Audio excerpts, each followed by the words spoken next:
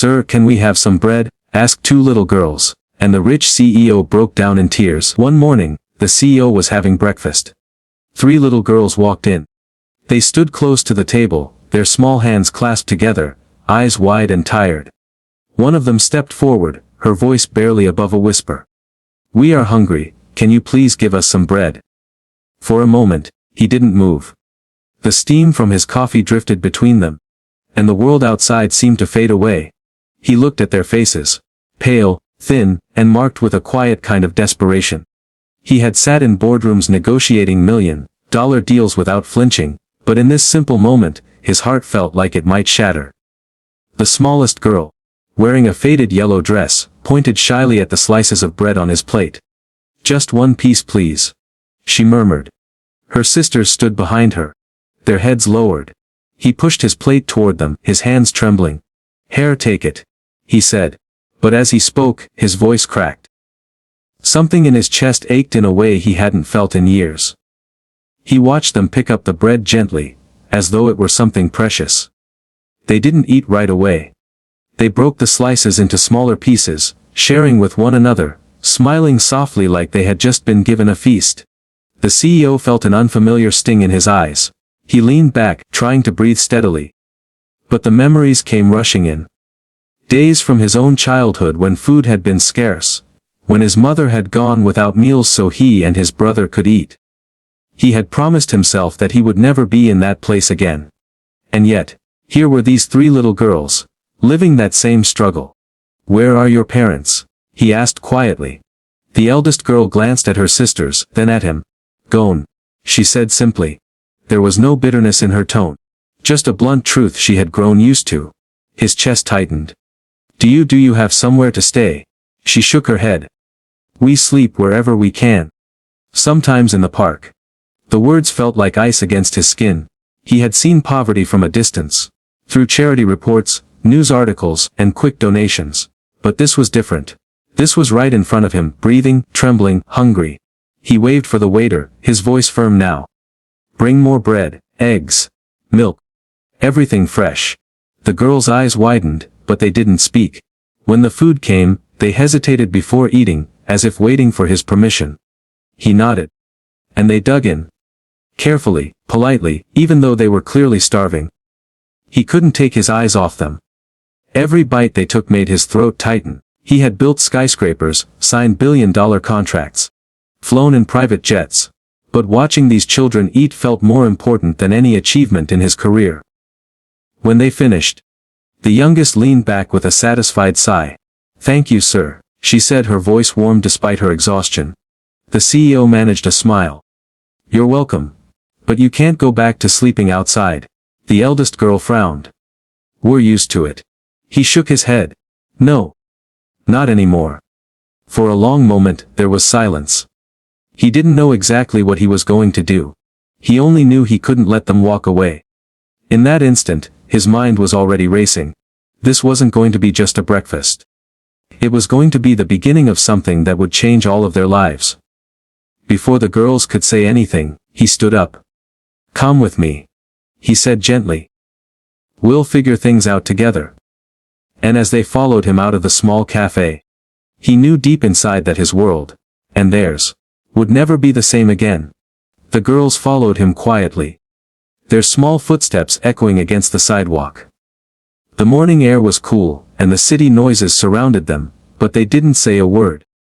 He glanced back every few seconds to make sure they were still there. They were walking close together, as if afraid they might lose each other. He didn't know exactly where to take them first. The thought of bringing them straight to his home crossed his mind. But he also knew they might be scared of such a big change right away. He decided to start with something simple. Making sure they had clean clothes, a good meal, and a safe place for the night. "Do you have any bags or things?" he asked. The eldest shook her head. "No. Just us." He stopped walking for a second, taking that in. They own nothing. Not a single bag, toy, or even an extra shirt. It was a fact that made his chest ache more than he expected. They turned down a quieter street, and he spotted a small clothing store. It wasn't one of those fancy designer places he usually went to. Just a simple shop with colorful dresses in the window. He held the door open for them. And the shopkeeper looked up in surprise. 3 little girls in worn-out dresses, dirt smudged on their cheeks, followed a man in a crisp suit inside. I want each of them to pick 2 outfits. The CEO said firmly. Shoes too. The girls hesitated. We don't need. The eldest began. But he cut her off gently. Yes you do. You need more than this. Slowly, they began to move through the racks. The youngest ran her hands over a soft pink sweater. Her eyes lighting up. The middle one found a pair of small sneakers and held them like they were made of gold. The eldest took the longest, touching fabrics but putting them back, until the shopkeeper encouraged her to try a blue dress. While they changed in the small fitting room, he waited, leaning against the counter. The shopkeeper, a woman in her 50s, looked at him with a mix of curiosity and approval. They're lucky you found them, she said quietly. He shook his head. No, I think I'm the lucky one. When the girls came out, something shifted inside him. They looked different. Still the same children, but with a hint of confidence in the way they stood. Their hair was still messy. Their faces still tired, but the clothes gave them a small piece of dignity back. He paid for the clothes and shoes without a second thought, then led them outside. Now, he said, let's get you something for lunch. They ended up at a small diner. The girls ordered shyly, unsure if they were allowed to choose. When the food arrived, sandwiches, soup and warm pie. They ate slowly, savoring every bite. Why are you helping us? The middle girl finally asked. Her voice soft but curious. He thought about it. There were a dozen possible answers, but the truth was simple. Because I can. And because someone once helped me when I had nothing. The eldest looked at him for a long moment, then nodded. She didn't say thank you again. Not because she wasn't grateful, but because something in her eyes showed she understood this was more than charity. When they finished eating, he pulled out his phone and called someone. Meet me at the Riverside shelter in 20 minutes, he said. He didn't explain more, but his voice carried urgency. The girls followed him again, this time with small bags holding their new clothes. He noticed the youngest skip a little as they walked, as if the shoes gave her wings. As they approached the shelter, he felt a flicker of uncertainty. He had no idea if this was the right step. But he knew one thing, leaving them to wander the streets was not an option. This was only the beginning. And deep down, he sensed that helping them might change more than just their lives. It might change his own. The Riverside shelter stood at the end of a quiet street. Its brick walls faded but sturdy. A painted sign near the door read "Welcome Home" in cheerful letters, though the CEO wondered how many people actually felt at home here. The girls paused outside, glancing at one another as if unsure whether to go in. It's okay, he said gently. You're safe here. Pushing open the door, they stepped into a warm room that smelled faintly of soup and fresh bread. A few children sat at a table drawing with crayons. In the corner, 2 volunteers sorted through boxes of donated clothes. A woman with kind eyes and a short bob haircut approached, smiling warmly at the girls. Hello there, she said. I'm Sarah. And who do we have here? The CEO stepped forward.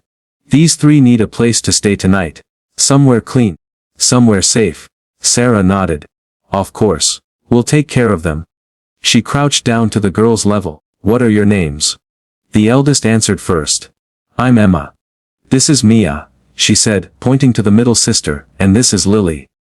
The youngest, Lily, gave a shy wave. Sarah's smile softened. Well, Emma, Mia and Lily, you're welcome here. She gestured toward the common area. You can put your things down and make yourselves comfortable. The girls hesitated, looking at the CEO as if for permission. He nodded. Go on. Slowly. They walked toward a small table by the window, setting their new clothes carefully on the chairs. While they explored the room, Sarah turned to the CEO. They've been through a lot, haven't they? He exhaled. Yes. I don't know the whole story yet. But, it's bad enough that they've been sleeping outside. Sarah gave a sympathetic nod. We'll keep them safe for tonight. You can come by tomorrow. Check on them. Something in him tightened. I'm not just dropping them off. I'm going to help them, long term. Sarah studied him for a moment. perhaps trying to measure his sincerity. Then she smiled again. That's good. Children like this, they need someone consistent. Not just handouts, but someone who shows up. He watched the girls from across the room. Maya was laughing softly at something Emma said. And Lily had found a stuffed bear on one of the shelves. She held it close like she never wanted to let go. He felt a strange mix of emotions. Sadness for what they had endured, but also hope. Hope that maybe, with the right care, their lives could be different. When he left the shelter that afternoon, the air outside felt colder. His driver waited at the curb, but he didn't get in right away. Instead, he stood there for a moment, looking back through the shelter's window at the three girls. For some reason, he didn't feel like a man who had just done a good deed. He felt like a man who had just been given a responsibility he couldn't walk away from. That night, lying in bed, he found himself replaying the morning over and over. The way they had asked for bread. The way they had shared it so carefully. The way their small hands had clutched the new clothes. He realized that their faces were no longer just in his memory. They were in his heart.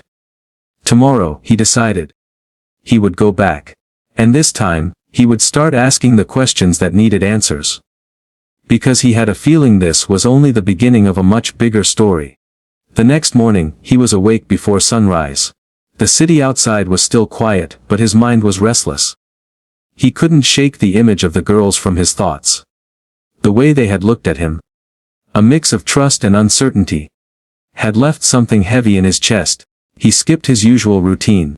No phone calls, no meetings, no news briefings. Instead, he dressed quickly, grabbed his coat, and headed straight for the riverside shelter. When he arrived, the common room was already alive with movement. Volunteers carried trays of breakfast. Children shuffled to tables, and the smell of oatmeal and toast filled the air. He scanned the room until he spotted them. Emma, Mia, and Lily, sitting together at a corner table. They were eating slowly, still careful with every bite, as if saving the food in case it might disappear.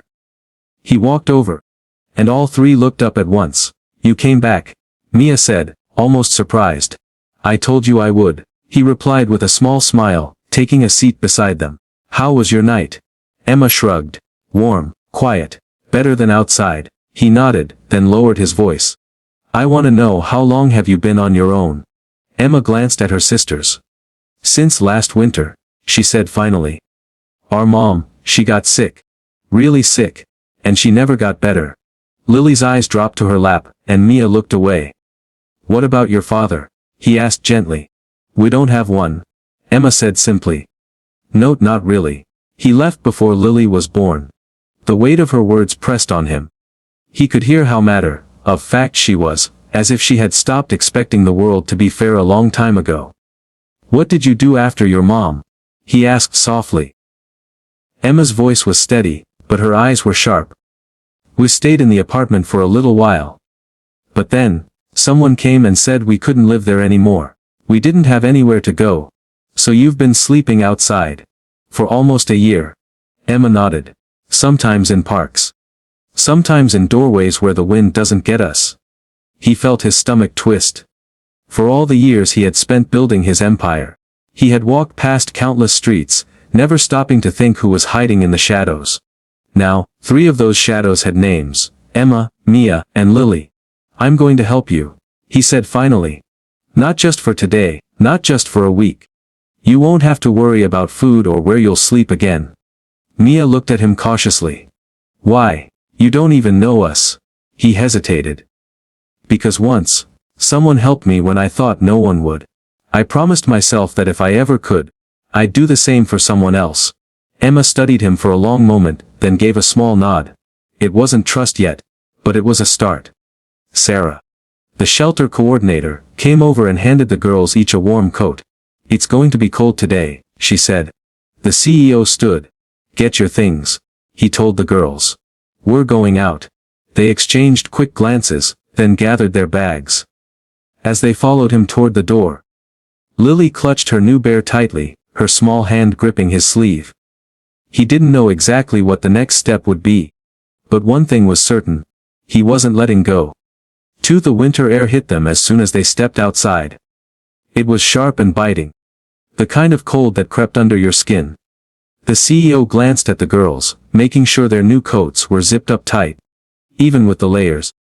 Their cheeks quickly turned pink. He led them down the street to a small breakfast cafe he knew.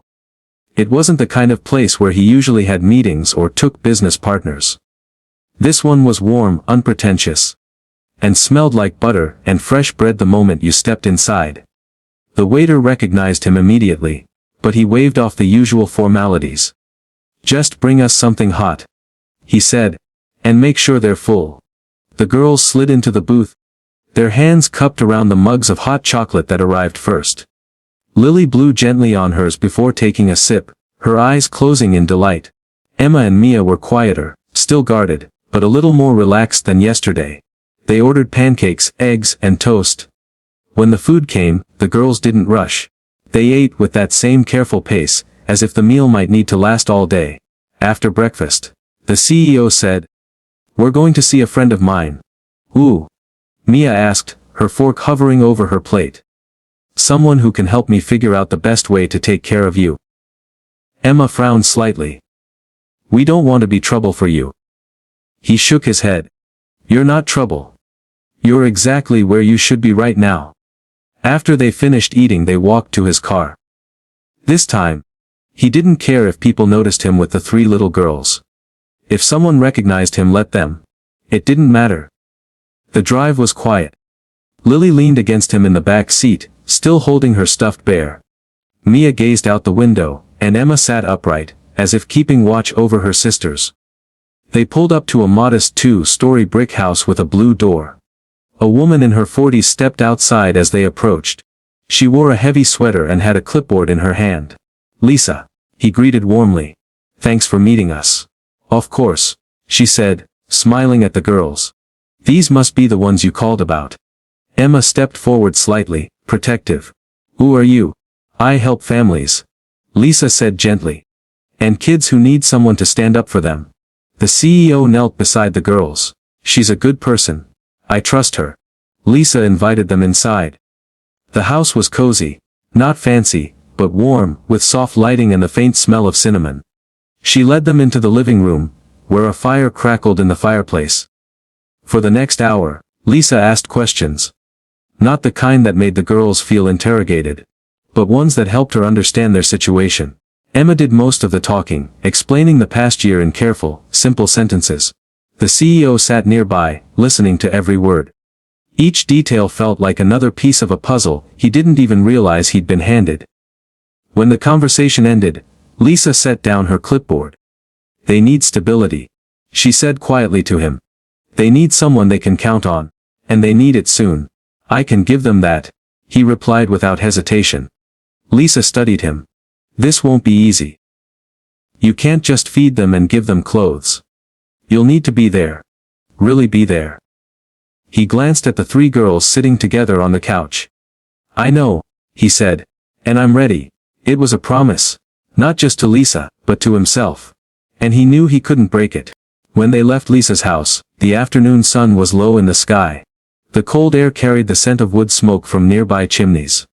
The CEO walked slowly, matching the girls' pace, his mind turning over everything Lisa had said. Stability, presence, consistency. These weren't just words, they were responsibilities. The girls stayed close to him as they walked toward the car. Lily clutched his hand without saying a word, her tiny fingers cold even inside her mittens. Maya held the bag with their extra clothes, and Emma kept glancing around, still carrying that quiet alertness that came from months of surviving on the streets. Once they were inside the car, he turned to them. "I want to show you something."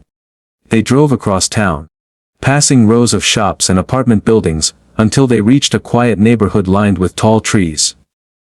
The streets here were calm, the sidewalks clean. He stopped in front of a brick townhouse with white shutters and a small garden out front. "This is where I live," he said, stepping out of the car. The girls hesitated.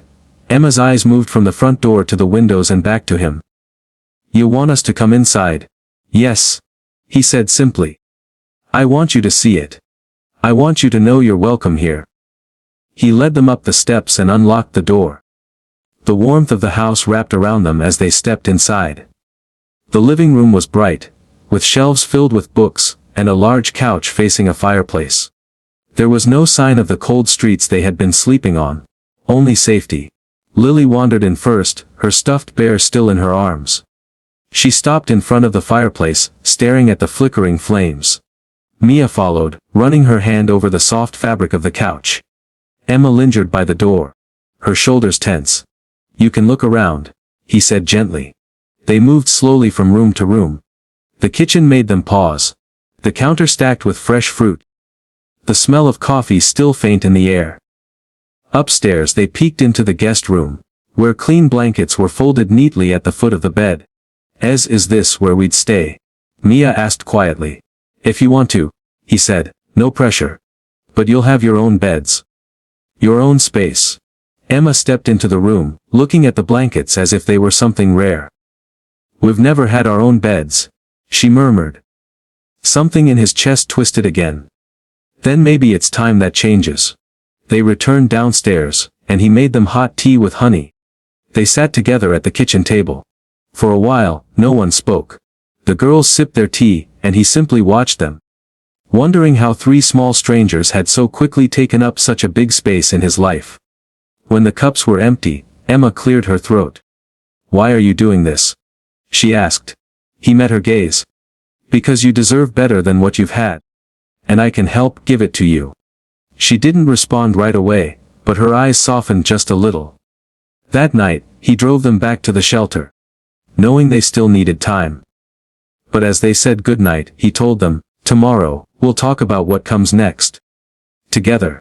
And for the first time since meeting them, he saw something new in their faces. A flicker of hope. The next morning, he arrived at the shelter earlier than before. The city was still waking up, the streets damp from a light overnight rain. As he stepped inside, the familiar warmth and faint scent of oatmeal greeted him. Children were scattered at the tables, some talking quietly, others eating in silence. He spotted Emma, Mia, and Lily right away. They were sitting together again, but today felt different. Lily waved when she saw him, and Mia smiled, small but genuine. Emma still held that cautious look, but there was less distance in her eyes.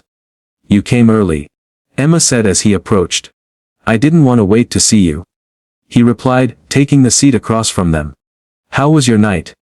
"Better," Mia said. "Warmer than we're used to." Lily added, "I had a dream about pancakes." He chuckled softly. "We can make that happen today." As they ate, he began to explain. "I've been thinking. You can stay at the shelter for now if you want, but I'd like you to move into my house. It would be your home too. No more sleeping outside, no more wondering where your next meal is coming from." Emma froze, her fork halfway to her mouth. "Move in. With you?" "Yes," he said, meeting her gaze. "Only if you're comfortable. But I don't want you worrying about where you'll sleep each night. You'd have your own rooms, your own beds. And you'd still see Sarah and everyone here at the shelter whenever you want." The girls exchanged looks. Maya's eyes lit up immediately, but she stayed quiet, waiting for Emma's reaction. Lily tilted her head and whispered to her sisters, "It sounds nice." Emma finally set down her fork. "Why would you want us there? We're just us. We don't have anything." "That's not true," he said firmly. "You have each other. You have strength, courage, and you have a way of making a room feel warmer just by being in it. You don't need to have things for someone to care about you." Silence settled over the table for a moment. Then Lily spoke up in her small voice. "If we come, can we bring my bear?" He smiled. "Of course." By the time breakfast was over, the decision wasn't final, but it was close. Emma still looked thoughtful, but she hadn't said no. They spent the rest of the morning walking together. He took them to a small park where the grass was still damp from the rain. The girls ran across the open space, laughing as if they'd forgotten the weight they'd been carrying for so long. He watched them from a bench, realizing he couldn't remember the last time he'd felt this kind of peace. When it was time to take them back to the shelter, Emma walked beside him. "Well, think about it," she said. Her voice wasn't guarded this time, it was steady like she meant it. He nodded. "That's all I ask." As they disappeared inside the shelter, he knew the next step was coming soon. They just needed a little more time to believe that the offer was real. And that it wasn't going to disappear, like so many other things had in their lives. The rain had stopped sometime in the night, but the streets were still damp, glistening under the pale morning light. Michael drove in silence, his hands steady on the wheel while Emily sat beside him, holding Lily's small hand in her lap. The little girl was still half asleep, her head resting against Emily's shoulder, but she seemed calmer now than she had been in days. They were heading to the courthouse. Today would be the first official step in making sure Lily was safe, and maybe, if things worked out, officially part of their family. Michael's mind was racing with details, paperwork, legal representation, background checks. He had already arranged for his lawyer to meet them there, and he had asked his assistant to prepare every possible document they might need. But beneath all the planning, there was a quiet fear in his chest. What if someone came forward claiming to be Lily's family? What if the system decided she was better off somewhere else? The thought of losing her now felt unbearable. Emily must have sensed his tension because she squeezed his arm gently. "Daddy, we're gonna be okay, right?" Michael forced a smile. "We're going to do everything we can, sweetheart. That's a promise." When they arrived, the courthouse lobby was busy. People in suits rushing past, others waiting nervously on benches. Michael's lawyer, Miss Grant, was already there. She was a sharp, confident woman in her 40s, with an expression that told Michael she had come prepared for a fight if necessary. They explained Lily's situation to the clerk, who directed them to a private office for an emergency hearing with a family court judge. The room was small, with a wooden desk, a few chairs, and a tall stack of files in the corner. The judge, a woman with kind eyes but a serious voice, listened as Ms. Grant laid out the events. How Michael had found Lily. How no guardian had come forward, and how the child's living conditions before had been unsafe. Michael added his own account, careful to keep his voice calm even as emotion threatened to break through. When the judge asked Lily if she felt safe with Michael and Emily, the little girl hesitated for only a moment before nodding. "They're nice to me," she said softly. "And Emily plays with me. I don't get scared at night anymore." Michael felt his throat tighten. After a long pause, the judge spoke. "Given the circumstances, I will grant temporary guardianship to Mr. Carter, while the full investigation is conducted. This will allow Lily to remain in your care until a final decision is made." A relief flooded through Michael. He reached for Emily's hand under the table, and she squeezed back. Lily didn't fully understand what had just happened, but she smiled when Emily hugged her tight. As they walked out of the courthouse, Michael felt a weight lift off his shoulders, but only slightly. This wasn't the end of the fight. There would be more hearings, more proof to provide, and possibly more obstacles ahead. But at least for now, Lily was with them, and that was all that mattered. On the way home, Emily chattered about making pancakes to celebrate. Lily laughed quietly, and Michael realized that her laugh, soft and hesitant, was starting to sound a little more like a child's should. But that night, as Michael stood in the doorway watching both girls asleep in Emily's bed, he knew that peace like this was fragile. Somewhere out there, someone might still come looking for Lily. And he had no idea if that person would be a part of her past, or a threat to her future. The next few days passed in a blur of activity and emotions. Michael had never seen his house so alive. Laughter echoed through the hallways. The clatter of small feet on hardwood floors was constant, and the kitchen seemed to always be filled with the smell of pancakes, cookies, or grilled cheese sandwiches. Emily and Lily had become inseparable. They would play together for hours, build pillow forts, and even sleep in the same bed some nights. But Michael knew that beneath the joy, there was still a quiet uncertainty about Lily's future. Every night, after the girls had fallen asleep, he would sit in his office with a cup of coffee, thinking. He had promised himself that he wouldn't let Lily feel unwanted again. But making that promise a reality would take more than just good intentions. One morning, as he was dropping the girls off at school, the principal called him into her office. She explained that Lily's situation had been reported to Child Services, and they were investigating her background. "It's standard procedure," the principal said gently. But Michael, if you're thinking of keeping her, you should know it can be a long process. Michael nodded, hiding the knot in his stomach. I'll do whatever it takes, he replied firmly.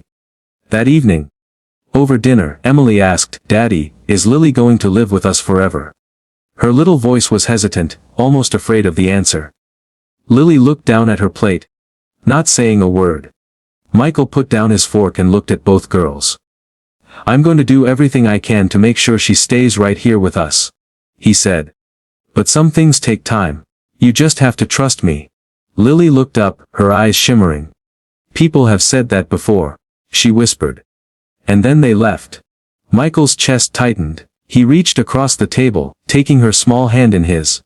I'm not them, he said. And I don't break my promises. In the days that followed, Michael began calling lawyers, setting up meetings, and filling out stacks of paperwork. Each step felt slow and frustrating, but he was determined. He even took time off work, a rare move for a man like him, just to make sure Lily knew she was his priority. One night, as he tucked the girls into bed, Lily wrapped her arms around him tightly. I believe you now, she murmured against his chest. Michael smiled in the dark. Good. Because this is only the beginning. Michael stepped out of the elevator and headed straight toward the hospital cafeteria. It wasn't the kind of place he usually went, but after a night of sitting beside Lily's bed, he needed a cup of coffee. His eyes were tired. His shirt still wrinkled from yesterday, but his mind was sharp, because something was bothering him. On his way to the counter, he noticed two nurses whispering. One of them was holding a file and her face looked pale. Michael slowed down. It's her mother's chart, one nurse said. The test results came back. Stage 4. And the hospital's social worker still hasn't figured out what to do with the little girl if. They stopped talking when they noticed him.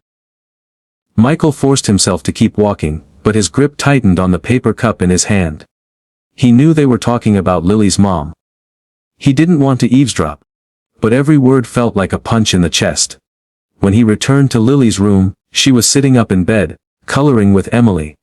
Her hair was a little messy, her cheeks pale, but she smiled when she saw him. You were gone forever, Lily said softly. Michael smiled faintly. Just getting coffee. But now I'm back. Emily held up the drawing they had been working on, a picture of 3 stick figures holding hands under a big yellow sun. See, this is you, me, and Lily. I told her you're the tallest one. Michael felt a lump in his throat. It's perfect. They spent the next hour talking, laughing in small bursts, but in the back of Michael's mind, he was thinking about what he'd overheard. He knew he couldn't just be a visitor in Lily's life. If her mother's condition was as serious as the nurses had said, someone would have to step in. Later that afternoon, a doctor walked in. Michael stood, instinctively moving closer to Lily. Mr. Carter. The doctor said, glancing at the chart. I think we should have a conversation about Lily's care. And about her mother. Lily's eyes darted between them, confusion starting to cloud her face. Michael gave her a reassuring smile and said, why don't you keep coloring with Emily for a few minutes? Then he stepped outside with the doctor. The hallway smelled faintly of disinfectant. And the doctor's voice was low but clear. Her mother has very little time left. We're talking weeks, maybe less. She's been refusing some treatments. Partly because she knows the prognosis. Partly because she doesn't want Lily to see her like this. I'm afraid we'll need to start discussing guardianship very soon. Michael's chest tightened. Guardianship. Less. The social worker will want to meet with you. Lily trusts you, and frankly, I've seen how she responds to you. That matters in these situations. For a moment, Michael didn't speak. His mind flashed back to the first day he saw Lily, sitting alone, looking lost. And now, he couldn't imagine walking away from her. He took a deep breath. I'm not going anywhere. Tell the social worker I'll be here. As he walked back into the room, Lily looked up at him. A question in her eyes. He didn't tell her everything, just smiled, sat beside her, and picked up a crayon. Because if there was one thing he was sure of now, it was this. Whatever came next, he was going to fight for her. Michael stood in the kitchen, staring at the note Lily had left on the counter. It was just a scrap of paper, her handwriting slightly messy. but the words made his heart sink. I went to find Mom. Don't worry about me. His hands tightened around the paper. What are you thinking? Lily. He muttered under his breath. Emily, still in her pajamas, walked in, rubbing her eyes. Daddy, where's Lily? Michael forced himself to smile, not wanting to alarm her. She just went for a walk. I'm going to bring her back. He grabbed his coat and car keys, his mind racing. It was raining outside. The streets glistened under the street lamps, and his wipers squeaked back and forth as he drove slowly, scanning every sidewalk, every corner. He thought about how much Lily had changed since she came into their lives. She was no longer that scared little girl hiding behind Emily. She laughed more.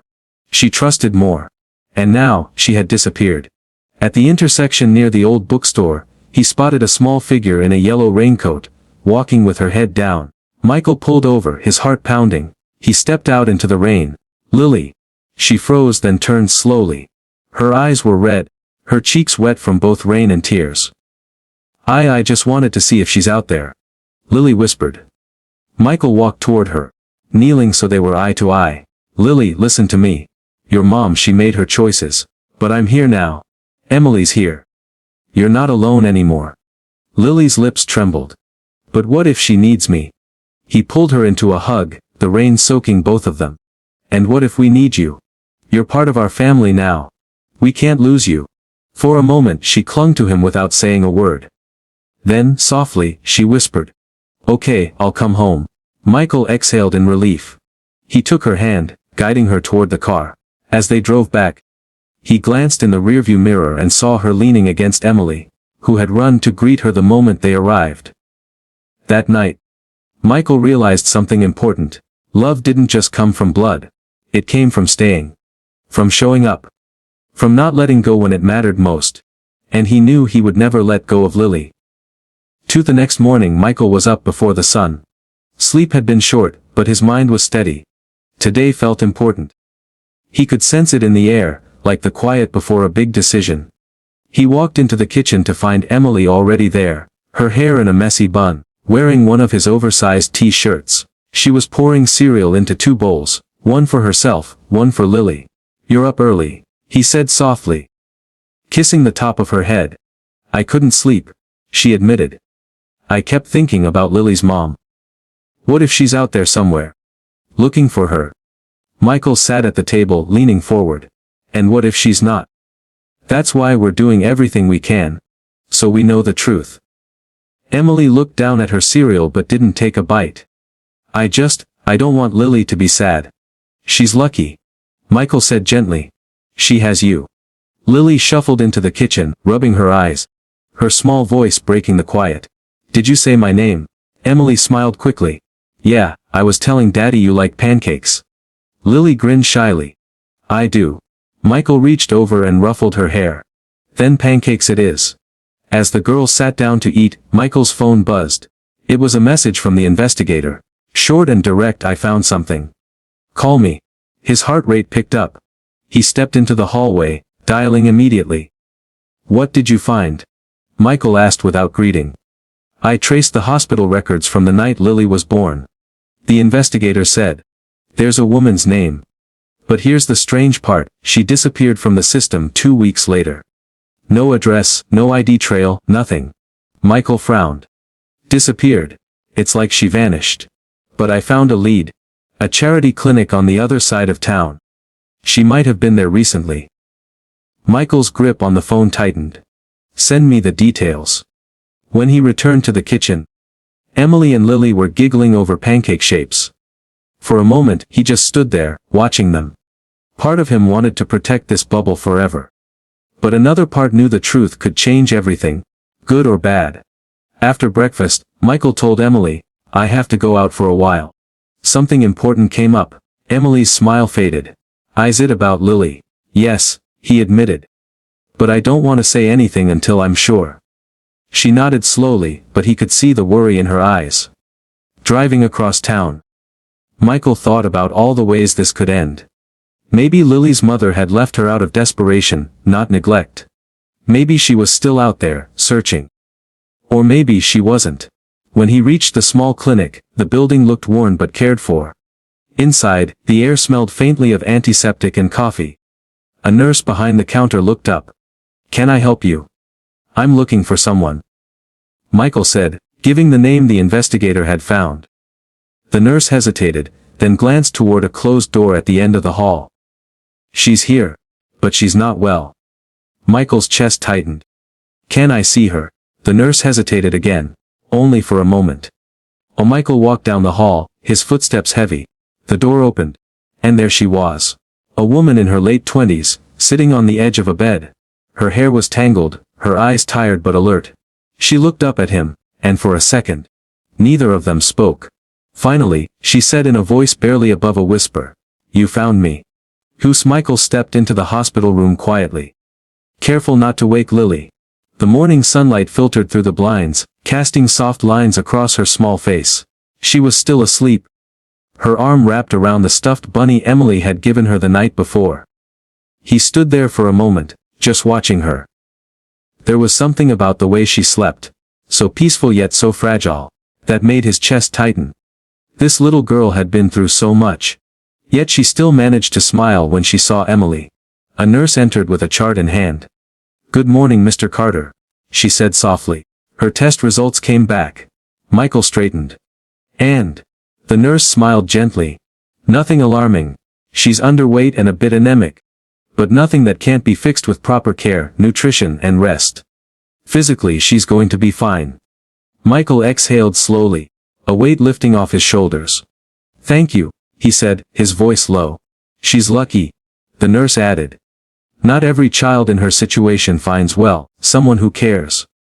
Michael looked at Lily again, thinking about the night they met. "I'm the lucky one," he murmured. A soft voice broke the moment. "Is it morning already?" Michael turned to see Lily blinking her eyes open. She smiled sleepily when she saw him. She whispered. "Hi, sweetheart," he said, pulling up a chair beside her bed. "How are you feeling?" "Better," she said. "But can I go home with you today?"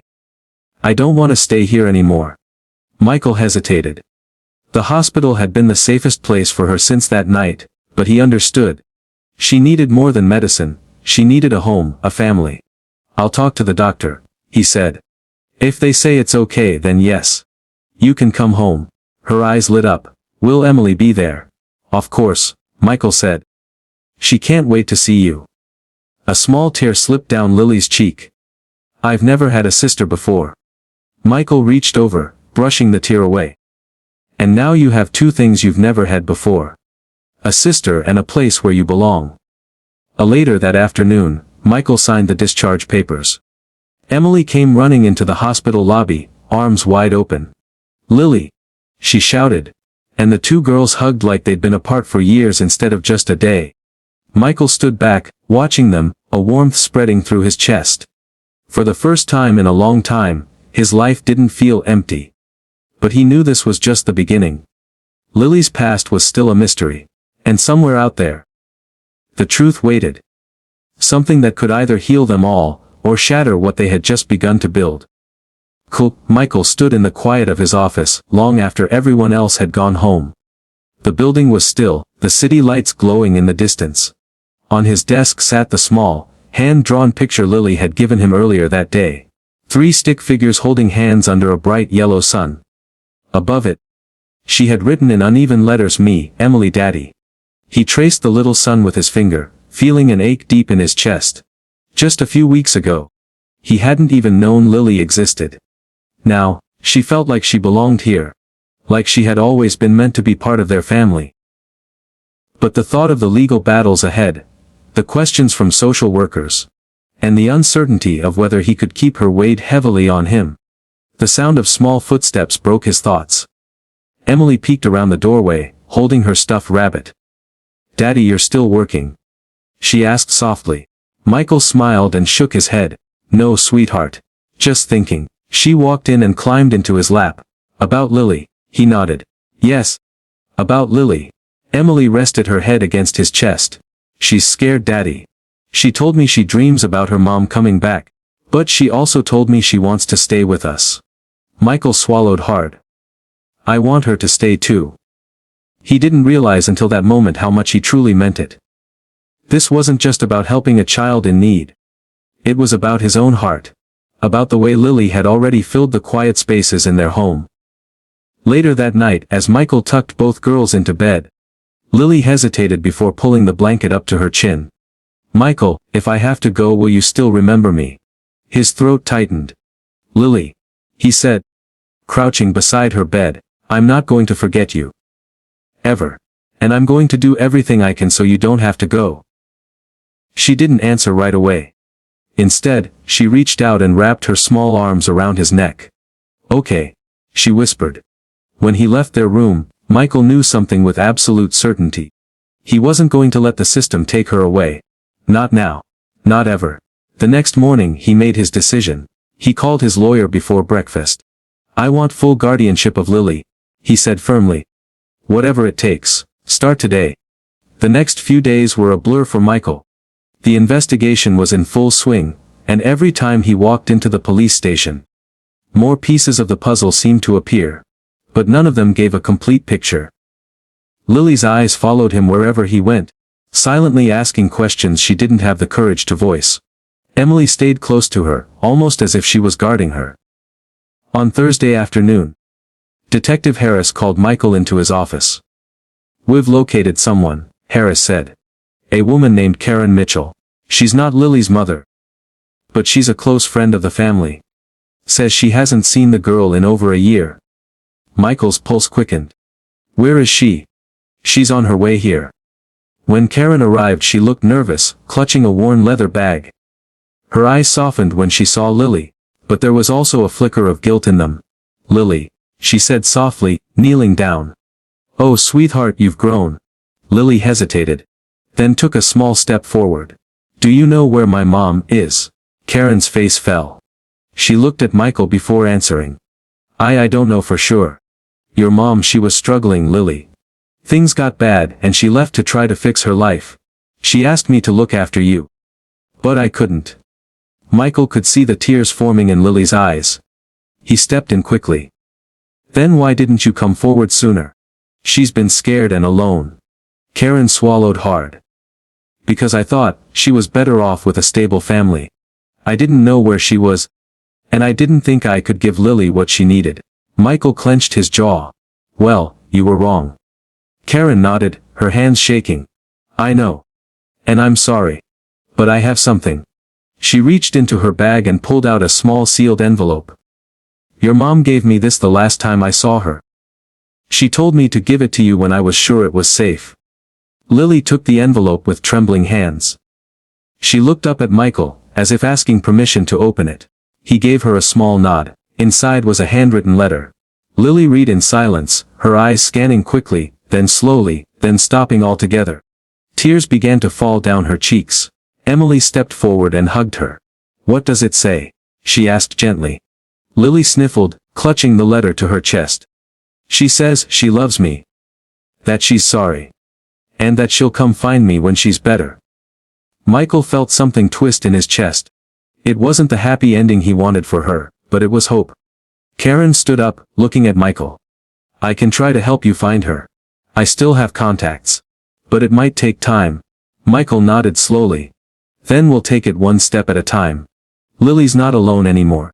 She's safe now." Lily looked up at him with teary eyes. "Can I stay with you? For good?" Michael smiled gently and brushed a tear from her cheek. "Yes, Lily. For as long as you want. This is your home now." For the first time in days, Lily's shoulders relaxed. She clutched Emily's hand and didn't let go. Michael glanced at the letter still in her grip. One day, maybe, they would find her mother. But until then, he knew he had to make sure Lily felt loved every single day. So that when her mother returned, she would find a daughter who had been cared for, not just kept alive. And deep down, Michael realized something else: his family had grown, not by blood, but by choice.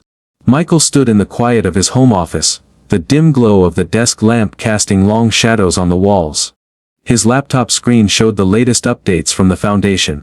Photos of smiling children. Letters from grateful families. But his mind wasn't on the numbers or the reports. His thoughts were with Sophie. It had been months since she first stepped into his life. a frightened little girl who'd once asked him where she could buy a heart for her mother.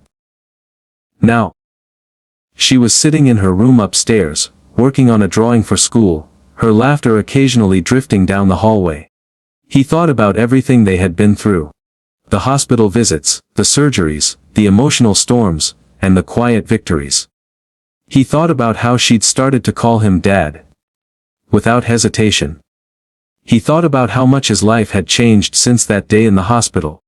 A knock on the door broke his thoughts. Emily stepped in, holding 2 mugs of hot chocolate. "You were working too long," she said, setting one in front of him. "Sophie's asking if you can help her finish her art project." Michael smiled, taking a sip. "What's she drawing?" "A family," Emily said softly, her eyes meeting his. "She says it's the first time she's drawing it without feeling sad." That hit Michael harder than any business success ever could. He stood, following Emily to Sophie's room. Inside, Sophie was on the floor with colored pencils scattered around her. On the paper was a picture of 3 people, a man and 2 girls, standing together under a bright sun. She looked up at him. "Can you help me color the sky?" "Dad." Michael knelt beside her, picking up a blue pencil. "Of course." And as they filled in the sky together, he realized something. He wasn't just giving Sophie a new life. She had given him one too. Michael had spent most of the night sitting in his study, staring at the fireplace. The deal with Parker Industries was now completely off the table. By morning, the news was everywhere. Business blogs, financial TV shows, and even the front page of the city newspaper. Carter Group walks away from 2000M deal, was plastered in bold letters. But Michael wasn't thinking about the money anymore. He was thinking about the way Sophie had hugged him the night before. How her voice had cracked when she said she didn't want to go back. He couldn't shake the image of her clinging to him. Like she was afraid he might disappear. The next morning, Emily came into the study holding 2 mugs of hot chocolate. "Daddy," she said softly, placing one in front of him. "Sophie's still sleeping." Michael nodded. "She needs the rest." Emily hesitated. "She told me she never had a dad who made her breakfast before. Can you make pancakes today?" Michael felt his throat tighten. "Of course I can." When Sophie finally came downstairs, her hair was messy. And she was wearing one of Emily's sweaters. She looked uncertain, like she wasn't sure if she was allowed to be comfortable here. Michael pulled out a chair for her at the kitchen table. "Morning, Sophie," he said warmly. "Hope you're hungry." She glanced at the plate in front of her. A tall stack of golden pancakes with strawberries on top. Her eyes went wide. "For me. For both of you." Michael smiled. "But you get the first bite." Sophie took a fork and carefully cut a piece, as if she was afraid it might vanish. Emily grinned beside her, taking a big bite of her own. "This is the best breakfast ever," Emily declared. Sophie looked at Michael and whispered, "Thank you." They ate slowly, talking about silly things. What Emily's school play would be about, whether Sophie liked cats or dogs more, and what toppings were best for pancakes. For once, Michael wasn't thinking about the office. After breakfast, Sophie helped Emily clear the table. Michael stood back and watched the 2 girls laugh together, as if they had known each other for years. But the peaceful moment didn't last. Michael's phone rang, and the name on the screen made his stomach drop. Angela, Sophie's caseworker. He stepped into the hallway before answering. "Mr. Carter," Angela said, "we need to meet. There are developments regarding Sophie's placement." Michael's jaw tightened. "Developments? It's best we speak in person," she replied. "Today." When Michael returned to the kitchen, Sophie was helping Emily put the dishes away. She looked so happy in that moment, like she finally belonged. But he knew the meeting might change everything. The next morning, Michael was already awake before the alarm. Sleep had been light, interrupted by thoughts of everything that had happened over the last few weeks. He got up quietly, careful not to wake Emily, and walked into the kitchen. The house felt unusually still. The coffee machine hummed softly as he poured himself a cup, leaning against the counter, staring out the window.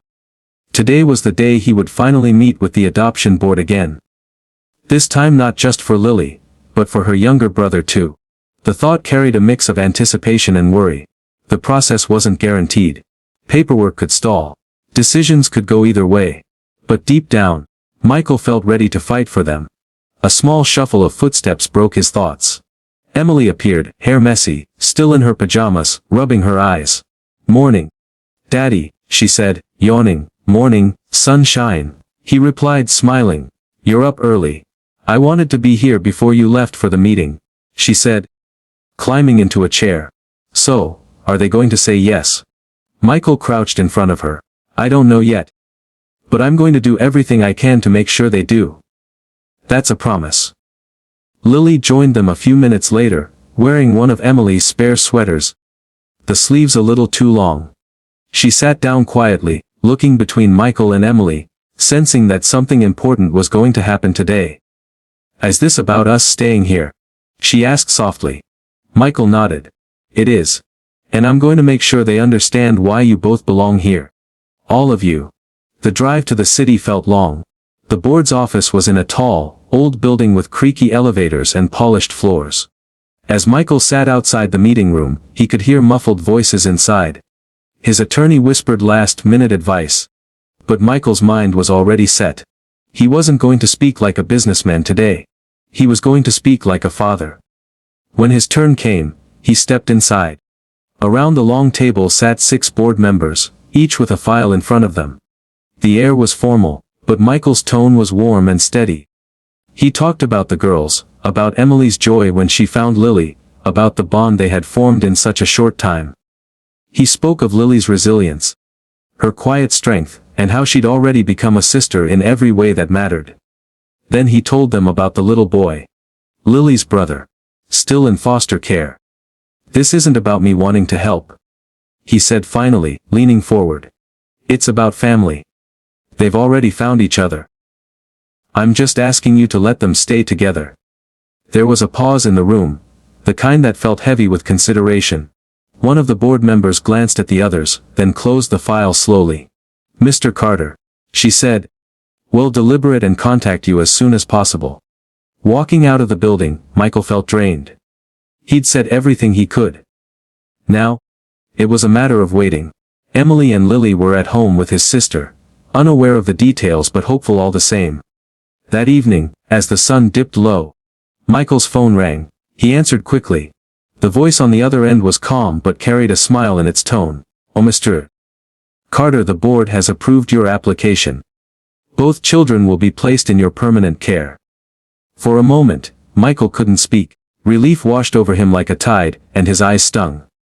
"Thank you," he said, voice thick. "You've given them more than you know." When he walked through the door that night, Emily and Lily were on the couch, watching cartoons. They turned when they saw him, and he didn't even need to say the words. They saw it in his face. "We're staying," Lily whispered. Michael nodded, pulling them both into a hug. "You're staying. All of you. Forever."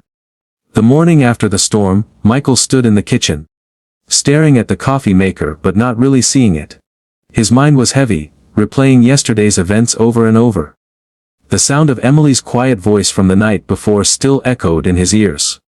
"You're not mad at her, right?" Lily came into the kitchen slowly. Her hair a little messy, her eyes searching his face. She hesitated near the doorway, like she wasn't sure if she was welcome. Michael turned and gave her a small smile. "Morning, kiddo." "Morning," she whispered, clutching the sleeve of her sweater. "Pancakes sound good?" he asked. Keeping his tone light, she nodded, almost relieved. "Yeah." As he cooked, Emily joined them, chattering about a school project and making silly faces at Lily until she giggled. Michael watched them, a mix of pride and sadness in his chest. He knew the girls were building something special, but he also knew Lily's past wasn't done with her yet. After breakfast, there was a knock at the door. Michael opened it to find a woman in her 40s standing there. Her coat was worn, her hair pulled back, her eyes tired but determined. "Meet Carter?" she asked softly. "Yes," Michael replied cautiously. I'm Lily's aunt," she said, her voice trembling. "I've been looking for her for months." Michael felt his stomach tighten. "Come in," he said, stepping aside. Lily's fork froze halfway to her mouth when she saw the woman. Her eyes widened, and she gripped the edge of the table. The woman's face softened. Lily, it's me, Aunt Rachel. There was a long, tense silence. Then Lily whispered, why didn't you come sooner? Rachel's eyes filled with tears. I tried, sweetheart. I didn't even know where you were. When I finally found out, I came as fast as I could. Emily looked between them, confused. Michael stood still, watching carefully, unsure if this was a reunion or the start of another storm. Lily got up slowly and walked toward Rachel. Her small steps hesitant. When she reached her, Rachel knelt down, opening her arms. Lily paused. Then suddenly hugged her tightly, burying her face in her coat. Michael let out a breath he didn't realize he was holding. But deep down, he knew this moment was only the beginning of another chapter. One that could change everything for all of them. The next few days were quieter, yet full of small, meaningful moments. Lily spent time with Aunt Rachel, learning more about her family history, while still keeping her routines with Michael, Emily, and Sophie. Rachel was patient, slowly building trust without rushing Lily, and Michael admired the gentle balance she brought into their home. One sunny afternoon, Michael decided it was time for a family outing. He called Emily, Lily, Sophie, and even Rachel together. How about a picnic at the park? He suggested, trying to keep his excitement in check. The girls cheered, and even Rachel smiled, a hint of the old warmth returning to her eyes. At the park, blankets spread under a large oak tree. The children ran and played, their laughter echoing across the green field. Michael watched them. A profound sense of peace settling in his chest. He realized that the struggles, the nights of worry, the legal battles, all of it had led to this simple, perfect moment. Later, as the sun began to set, casting a golden glow over the scene, Michael gathered the girls close. You know, he said softly, family isn't always about who you're born to. It's about who shows up, who stays, and who loves you no matter what. Lily leaned against him, holding Rachel's hand, while Emily and Sophie snuggled close on the other side. Rachel looked at Michael, gratitude and relief shining in her eyes. That evening, back at home, they gathered in the living room. The children asleep on the couch, wrapped in blankets. Michael sat in his favorite chair, Rachel nearby, and Emily at his side. He looked around the room, at the family he had chosen and fought for, and felt an overwhelming sense of completeness. He whispered quietly to himself, we're not perfect, but we're together. And that's enough. The days that followed were filled with love, laughter, and ordinary routines that felt extraordinary because they were shared. Michael knew challenges would come. Life always had. But he also knew that no matter what, they had each other. And in that knowledge, Michael found a kind of happiness he had never thought possible. A home built not just with walls, but with hearts. To thank you for watching this story. If you enjoyed it, don't forget to like and subscribe to the channel. Share your thoughts in the comments below. What did this story teach you? And if you've ever experienced something similar in real life, we'd love to hear your story. Thank you so much for spending your valuable time with us.